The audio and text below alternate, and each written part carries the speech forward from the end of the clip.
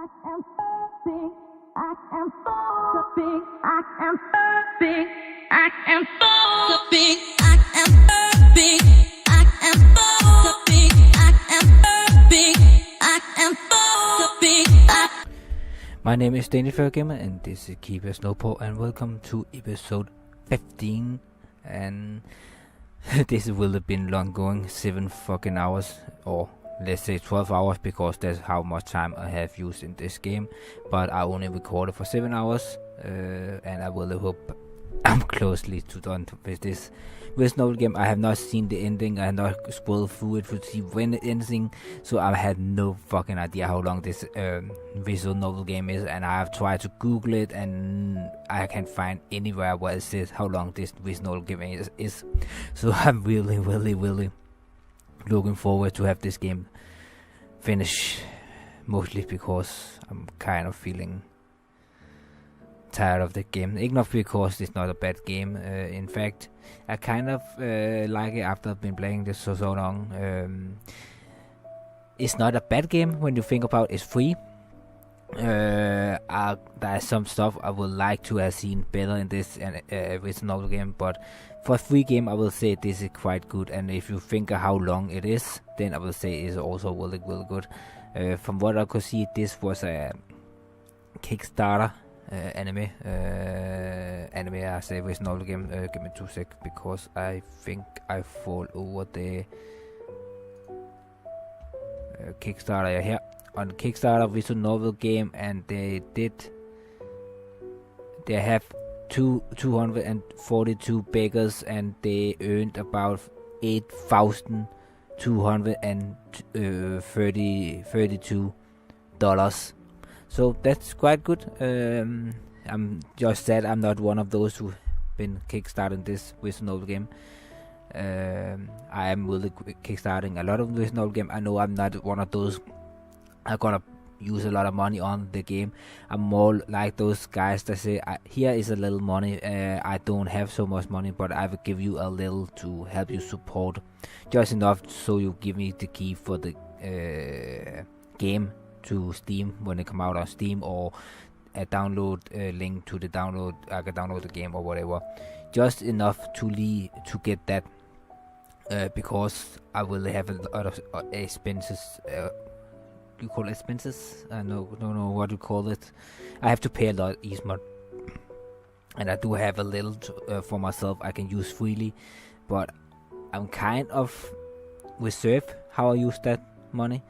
But like I said, I really like to support visual games, and I support as many visual games I can. Only the smaller amount, because then I can support many visual games, and if I feel like I have more money, then I can up the price.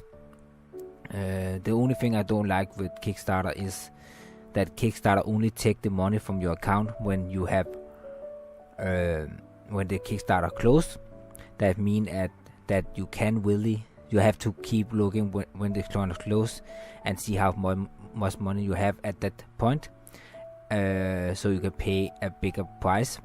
I will feel like better if the Kickstarter kind of have an account like Steam, where you could put money on and then say, hey, I'm gonna support you with this much money, and then they're gonna take the money from the account in kind of reserve.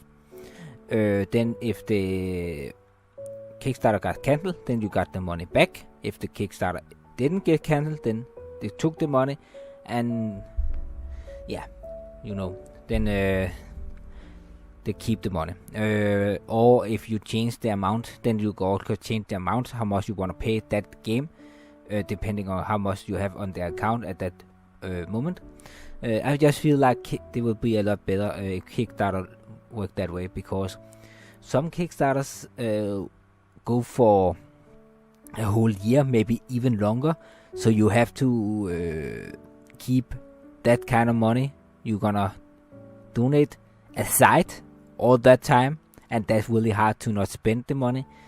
To when the Kickstarter have to take the money, then you can move it over onto your account, or if you have a secondary account you use for that, then they can take the money, and that's really hard for me to do. So that's also the other reason I only donate small amount, because I know that I may end up to pay it on a month I don't have the money, and I only have like 12 days, was 7 or 12, I think it was 7 days, 7 or 12 days to get the money and pay it. So if like it started in the money, then started in the month, then I'm really as fucked. So Kickstarter, please do something, change your way of handling the paying of the Kickstarter project, because I really don't like it. Anyway, this was about the game, not about the Kickstarter, but I just feel like I have to say this. Anyway, let's get going with this episode. The last episode was a little short, so maybe I'll make this a little longer. I will see if when we get on, if I find a good place to save. Anyway, let's get going. This action, as simple as it may be, allow an opening into Ellen's own little world. Looked away from the world, all of her idols and musical interest hanging on the wall, helping her forget her outside life. Inside, also, before I go on, I have to say this. I follow a guide to how to answer all the questions in the right way to date the different, I think it's dating the different people. It didn't say, it just say what to answer to, what didn't even say to, let me see if I still have it open. I don't think I had them. Anyway, I follow a guide that said what to click on. But as I can see how this process, I think I got it closely to right to Ellen's question, so I may end up dating her or either Karen, either those two. I'm not 100% sure. I can't remember every question I answered, so there are 2 or 3 questions I'm not really sure about, and I may come more because some of the questions it says answer to some of the questions I can't really remember, either because they've been so long time since I played the game, not played last, but when I begin the game and stop at episode 11 till now, so I can't really remember all the answers, or there's some answer I never got. Either way, I just feel like I have to say that, because I feel like I'm gonna date Ellen or Karen at this point. So much time I use on them, but Ellen I'm mostly the one I feel like I'm end up dating. And anyway, let's get going. Inside, the same as it was the day before. Nothing has changed one bit, and I find myself sitting on the end of Ellen's bed, watching her as she set up her piano. I can try to tease you a little, I guess. Her mini school soft spoken voice always catches me off guard. In a way, it's annoying, but undeniable cute, as long as you can actually catch what she's saying. Ellen erupts, standing up and leave the room, only to return a few moments later with Karen's chair. She sits it down beside her own chair and sits down. I take the hint and slip down to sit beside Ellen, watching delicately in case she does something important. Ellen lifts her sleeve arm upward and extends a finger down toward the 2 first black keys on the left hand side of the board. See the 2 black keys? I glance down at them, and Ellen reaches down to tap the first white key on the very left. This is the C note. It's right before every set of the 2 black keys, or every 7 keys to the right from the very left. I nod and ask a simple question just to make sure I'm getting it all. Every 7 white keys. I bow my head a bit to signal for her to continue. And so then comes D. I'm gonna make you say the D. I'm gonna give you the D key. She pressed her finger down on the note to say white. Note to the right of C. Her finger then trailed over one more to the right, so it just adjusts to the D key. E. She continued this step over and over again until I'm at B at the last of the 7 different keys. And so after B comes C again. I give her a little nod and flex my hand slightly by making them into fists and little anxious to actually play some of the keys, even if my impatience seems childish. So press E. I press E, but no sound came out. Ellen cast my confused look, but just gave a small, sheepish smile. Don't worry, just focus on the note first. I'll take her word for it. I guess hearing the ping of my pressing down on each note like an idiot will get annoying anyway. Okay, try E, A, F, C, and then G. As she spoke, I left my finger clumsily traced along the white plastic on the keys as I tried to remember where each note actually is. I twirled through each of them to ease and wait for Ellen next to me. I think that's kind of smart if I have, because if you play on a keyboard or a piano and you press this D button, then you are more focused on the sound that button make than the key itself. If you learn where the key is first by pressing the keys without sound, and then after learning how the sound is for every key, then it's just like 10 fingers keyboard, where you can just press every keys without looking at the keyboard because you know where everything is. If you learn how it sounds like, then it get kind of confusing. I think, I'm not 100% sure, I'm not a musician, but I feel like this is a better way to learn playing piano than just learning how it sounds like at first, but maybe I'm wrong. I trail through each of them with ease and wait for Ellen next command. Okay, hold down B and play C, D and F over and over again with your left hand. She paused and pointed over toward the other side of the instrument. And then play E, G and A over there, repeating in that order. For a second my brain is caught up with all the letters she just pat out in my direction, but I take it step by step and eventually I'm able to understand. We continue with these exercises for a few minutes and eventually I get the hang of playing the right keys, whether they are at the end of the board or in the middle. I make a mental note of how the right keys note are related to the black ones above them, even though I don't know them quite yet. I spot the pattern. Eventually, Ellen turns on the keyboard volume and lets me play at the keys like a turtle as I try to make some sort of musical masterpiece. Not surprisingly, I just end up sounding like a bunch of out-of-tone keys by pressing a random interval. I'm not very good at all. But this doesn't keep me from trying. Instead, it only makes me want to learn more, so I can actually have some talent, something I can say I can do.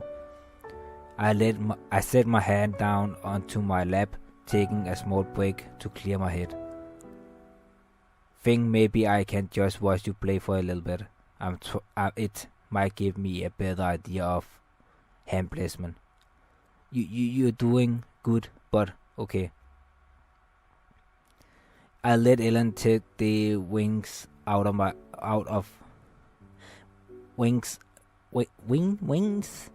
out of experimental piano lesson and just watched her fingers settle themselves over the semi-familiar note that I had been learning to play. But now I already forgotten the name of half of them, but I at least remember their based on the alphabet. Regardless of this, I was Ellen's finger going to move along the keys slowly but surely, her soul starting to force out of its shell to seek its true calling. Her posture strengthening, her body looks confined, and she has a small, determined smile on her lips. She struck each note on the keyboard. It doesn't take long to notice that she's playing the same slow, passion-filled song, the same one she was playing the day before. I watched her listen carefully, letting the beat of and vibration of each note she passed echo in my ear and add to my growing list of aspirations, taunting me to do something with my life, daring me to get over my old life, to get over myself, and to get over the fact that I didn't get everything I wanted. But instead, I was giving this. I glanced back down to see Ellen has her eyes closed, playing completely off on international memory. Her smile is minuscule, but deep down I can sense that playing piano make her beyond happy. She strikes the last key and the song finishes with a slow hum of energy from the instrument. Her hands settle down to rest on her laps and her eyes finally open, glancing up at me with a curious look as if wondering if I enjoy it. If that's what Ellen is asking, it's certainly clear that my answer will be, of course I enjoy it. What artist made that arrangement? Eric Satie. You really like that one. Yeah, my grandmother always played for me. I leaned back in my seat for a moment, unsure as to whether I should ask if her grandmother is still alive. Oh. Yeah, she taught me everything I need to know to start off. Is she? Ellen tilted her head, giving me a confused look. Is she what? Is she alive? Ellen's smile is reassuring enough to know that she is still alive and the topic isn't one of injured emotion. Yeah? Well, that's good. Maybe she could teach you how to teach me. I rubbed gently at the side of my neck, feeling a little silly for the way I put that last sentence together, but to me, good fortune, Ellen only smiled, finding my effort adorable. Maybe. I offer a smile, hoping that this will end up being the case and that Ellen and I can hang out more, even if it is just playing piano. A strange but satisfying feeling to see someone happy and doing something they truly love when they always secluded and sheltering with their emotions. Ellen and I spent a few more minutes talking about nothing important, mostly about classes and how we thought the paper turned out. Even with the comfort of being in her room and just being the two of us, she returned to answer as simple as possible, knowing she won't get into a more elevated conversation with me or useless is about something special. I take my leave with a warm-hearted goodbye. Stepping outside is the biggest shock to reality. A purring rain and is coming down in cats and dogs like quantities. It's hard to hear anything over the sound of raining pounding drop by drop against the roof, earth and grass all around me. I'm in no rush, so I just sit at the enclave of the girl's dome, waiting for the rain to let up so I can at least venture across the garden without getting soaked. I always adore rain as well as the weather that unusually accompany it, whether it be the fog that comes afterward or just the dark cloud days. I like rain. I also like walking rain. It just feels like, I don't know, calmly. I love walking at the nights in the dark. The special how this light, the hitting stuff and stuff like that, and just walking through a city in the dark is just something really special. Not like walking in the day, and also winning the gift at how can you say it? It just gives you a different point of view from how the world seems, and yeah, I just like it. Watching the rain descend from the heavens is a good reminder of how grand our station even is to begin with. The fact that everyone and everything on the planet is alive. The fact that I'm alive. I take in a deep breath, inhaling the cold air that relaxes my whole body. Nice weather we are having, huh? The familiar voice breaks me out of my peaceful state, and I turn to find that Karen is sitting right beside me. How long have you been sitting here? A while now. Shh, sis, you really need to stop sneaking up on people like that. Oh, you need to open your eyes a little. Karen offers a small grin and glares back out toward the rain with a small sigh. I wish it will snow. Snow, but it's not even November yet. Don't you think that's a little early? No, it's never too early for snow. It can snow in July for all I care. As long as it snows at least once this year, I'll be happy. The two of us just look at one another and passively agree to disagree. Snow in July would be silly anyways. It will just melt. So what you're doing over here? I was visiting with Ellen. Karen lip curled into a small mischievous smile and she reached over, grabbing a hold of my left shoulder.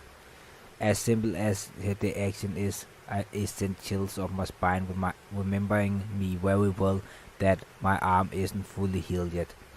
But there no other reaction which is welcome change. You know, if you mess around with her and hurt her feelings or anything, I'll be the first to know about it. Karen's statement is enough to make me confused. Does she think I'm out to stab Ellen in the back or something? I hardly know either of them. Why would I want to hurt Ellen? Huh? And if you do? Karen gave me a miffing grin, eyes hidden behind the small glint of her glasses. Alright, trust me, I'm not out to hurt anybody. I waved my hand about, trying to dismiss the topic. I prefer not to know what Karen would do to me if I hurt a friend. Good, glad that's out of the way, although I'm a little disappointed I didn't get to finish my line. What? Well, I was going to quote a movie, but you didn't reply the right way. Oh, sorry, if I only had known we had a script. Karen chuckled and rolled her eye, giving my shoulder another pat before standing up. Well, I'm glad you are spending time with someone around here. I don't like seeing loners anyway. Always make me really sad. Is that why you are befriended, Ellen? Karen cringing even so slightly at my question, letting out a slightly sarcastic laugh as she opened the door to the dome and stepped halfway inside. Hey, that's a good one. I'll see you later. Try not to get too wet walking back. Thanks. The door closes, returning me to my peace and quiet just enjoying the rainfall. It took a little bit of waiting, but eventually the rain dies down just enough, allowing me to cross over and get inside my dome building. Although nearly the moment I step back inside, a massive shock of lightning emit from the entrance window, and a large crash can be heard afterward from the sky. Soon after, the rain start to pour again, even harder than before. Another flash followed shortly by a massive thunderclap. Seems like this is becoming one hell of a storm. I make my way back up to my dorm room, figure I could talk with Matt or hang out with him for a little bit to waste some time. The moment I make it to the hallway, Mac and I shared my phone start shake with life. I stand there shocked. The small vibration reminded me of what I have to do today. It's Sunday after all. Slowly but surely I put the phone out and check to see who it is. I'm greeted with the sight of a more than familiar name. Mikalia. Unable to bring myself to any conclusion, I just stare at the name for a few seconds until my phone stopped vibrating and returned to its slumber of non-use. I'm not sure what to do. Where do I start? What do I say? Should I just listen to what she has to say, or just say what I have to say first? The phone started vibrating again, beacon me to answer it. Markalia's name is still there, carving at me, provoking me to pick up. I take a deep breath and do so, accepting the call, bringing it to my ear. Hello. Hey. The two of us pause as if letting one another have the first word, but neither of us says anything and the line is just silent. It stays like this for a while as we both waiting for the other to talk. Mikalia knows she heard me, and I know that I'm not all too happy about the outcome of the ordeal we both went through. What happened, but she never ever bothered to tell me beforehand that her family was planning to just up and leave. She could have been honest with me and just told me, but she lied about it while I was in the hospital and led me on, actually making me believe I had a life to look forward to in Boston once I recovered. One last thunderclap wakes my voice from the safety of my phone, and I consider to start it off. It's been a while. Yeah. How is Canada? It's good, and your new school? It's good. It's the most simple but effective way I can really elaborate how I feel about the new school. It's not like I love it, but it's certainly better than having to deal with everyone at my old school treating me different because of what happened. Or better yet, having to deal with the fact that McCly isn't there. She was one of the only thing I ever like about my old school. That's good. Making friends, I hope. The question surprisingly make me think about whether or not I have been making friends. Since I arrived here, I already feel like I interacted with more people than I had the whole 3 school years at my old school. Matt, Elwick, Jay, Yoko, Karen, and Ellen. Hell, everybody here has been nice. Perhaps there are a few exceptions, but that's beside the point. A smile spreads across my face, and I take a deep breath, enjoying the sound of the rain pattern against the roof of the building. Yeah, it's been good. There is a pause on her end, as if she questioning whether or not I'm telling the truth. I'm happy for you. Yeah, the conversation died off with my reply.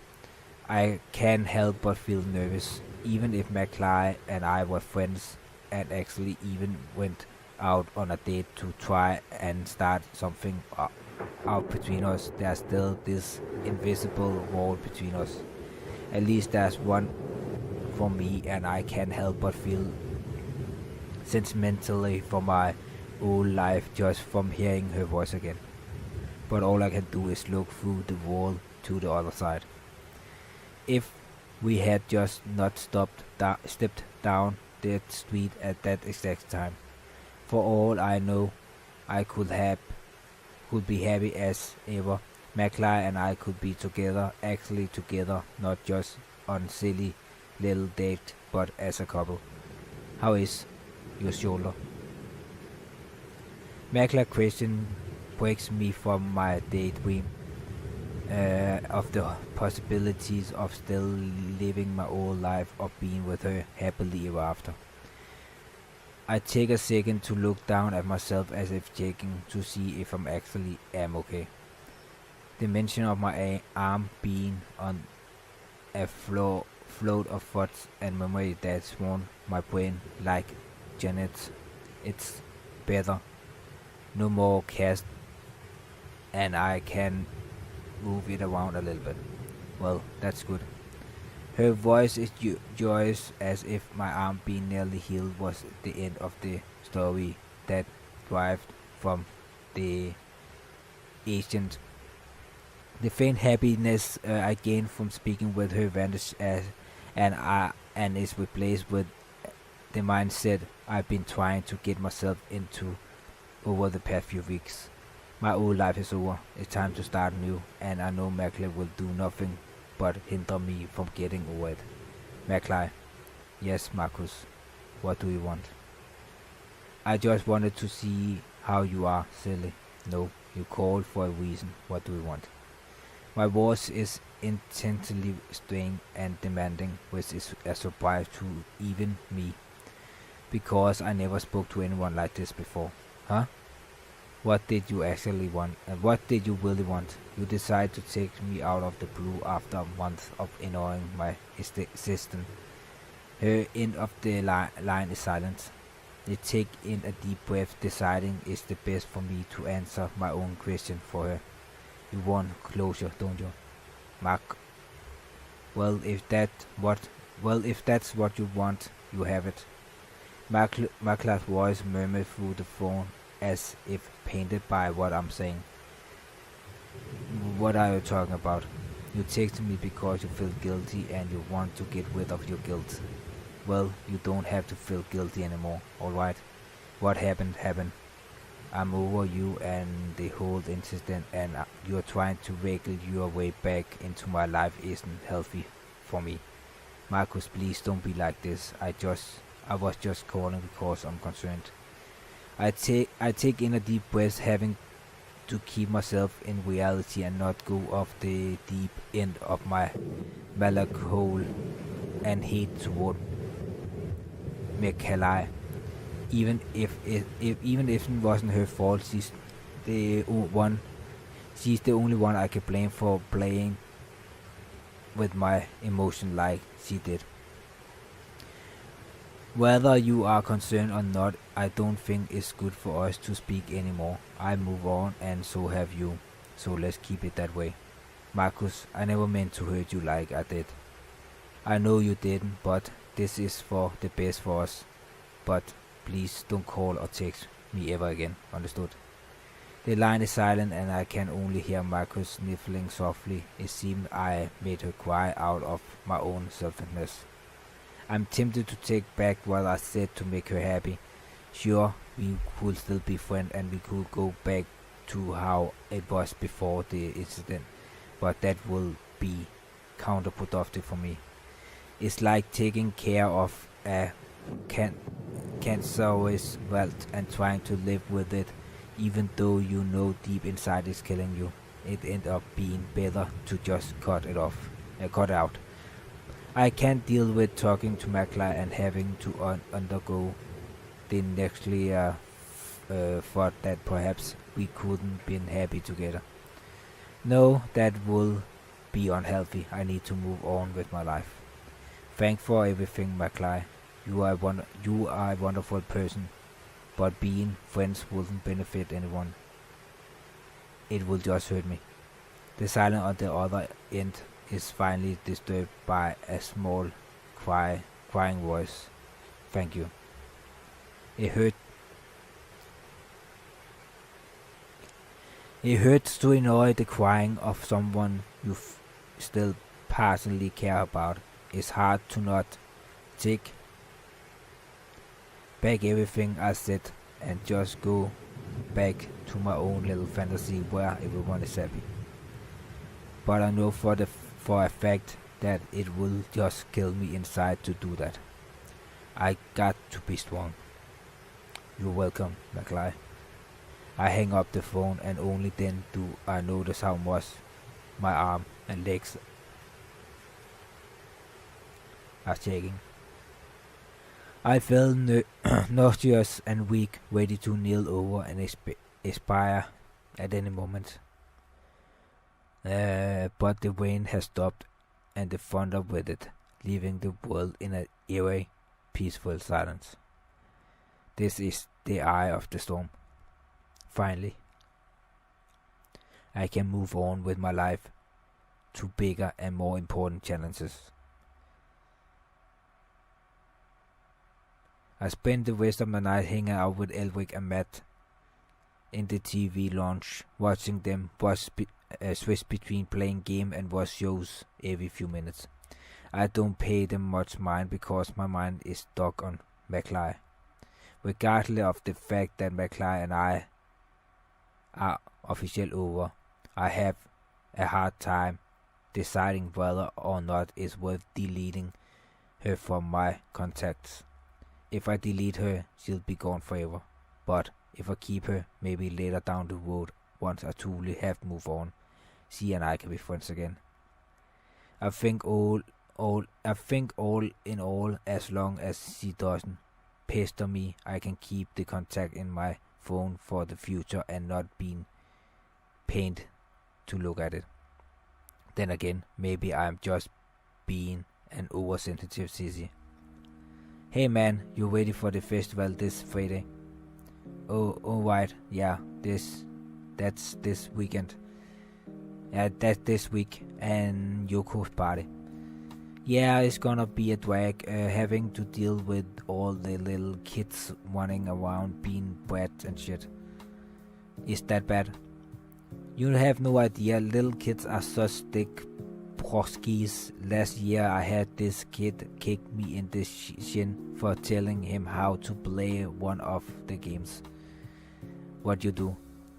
I taught that little bitch a lesson. Yo, school his ass at cornhole for a $5 bet. Elvis reaches over and gives Mac a high five, rewarding him for most likely running that poor kid day.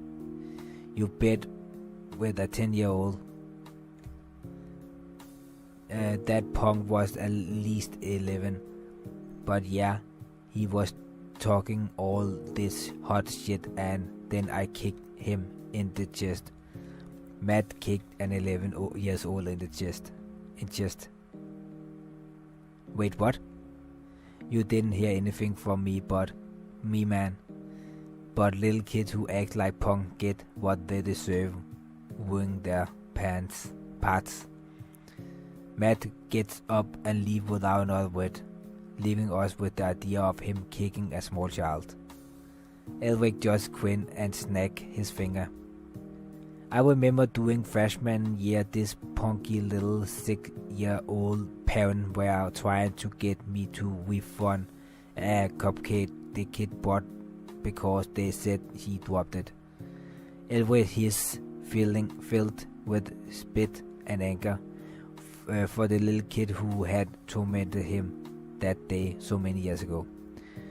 I could see the frosting on the little deep-red face and everything. I raised an eyebrow indiscreetly at Elric's short story. And what happened?